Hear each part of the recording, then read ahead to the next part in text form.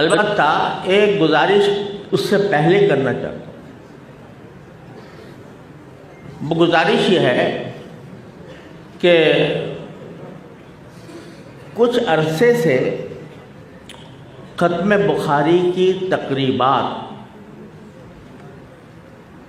گلی گلی محلے محلے مدرسے مدرسے اس طرح شروع ہو گئی ہیں کہ مجھے ڈر لگتا ہے کہ کسی وقت یہ بدعت کا رخ اختیار نہ کر لیں۔ یہ بھی ایک عرس ہوتا جا رہا ہے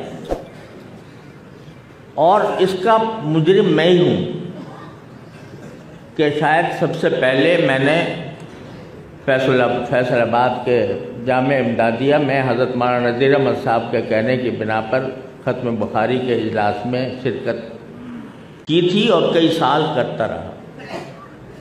اس وقت تک اتنا یہ کام پھیلا نہیں تھا، لیکن اب ختم بخاری کے اندر باقاعدہ لوگوں کو دعوت نامے چھپوا کر، اشتہار تقسیم کر کے، اور پھر لوگوں کو دعوت دے کر، اور پھر کہیں باہر سے کسی کو بلا کر ایک باقاعدہ اجتماع جو کیا جا رہا ہے، میری دردمندانہ گزارش یہ ہے کہ اس پر اب ہمیں نظر ثانی کرنی چاہیے۔ یہ وہ جگہ ہے جہاں سے بدعات کی جڑیں کٹی ہیں کہ نہیں؟ تو اگر یہیں سے اس بدعت کے خاتمے کا بھی اعلان ہو تو بڑی مہربانی ہوگی۔ یا میں کہتا تو نہیں کہ بدعت ہے، لیکن بدعت ہو جائے گی اگر زیادہ اس کا اہتمام ہوا۔ کیوں مولانا عبدالغفار صاحب؟ تو اس وجہ سے میری گزارش یہ ہے کہ بھئی آپ ذرا سوچیں، دارالعلوم دیوبند بھی ختم بخاری ہوا کرتا تھا، حضرت شیخ الہند کے بھی ہاں بھی ہوتا تھا، حضرت شاہ انور شاہ صاحب کشمیری رحمۃ اللہ علیہ کے ہاں بھی ہوتا تھا، حضرت مدنی رحمۃ اللہ علیہ کے ہاں بھی ہوتا تھا۔ کبھی آپ نے سنا کہ ان حضرات نے کوئی بہت بڑا جلسہ کیا ہو ختم بخاری کے لیے؟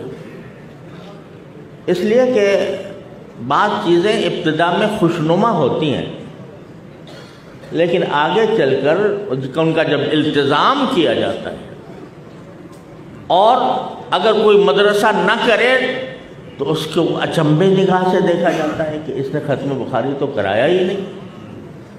تو یہ التزام میں مالا یلزم یہ خود بدعات کی ابتدا ہوتی ہے۔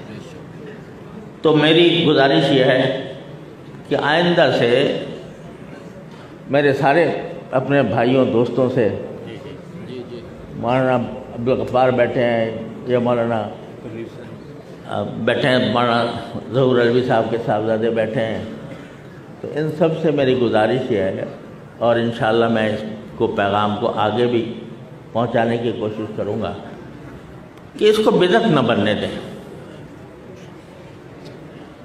دستار بندی ہوتی ہے، ہو جائے، لیکن صحیح بخاری کے ختم صحیح بخاری کے عنوان سے جو جلسے ہونے لگے ہیں، اس سے میں سمجھتا ہوں کہ اب ہمیں رکنا چاہیے۔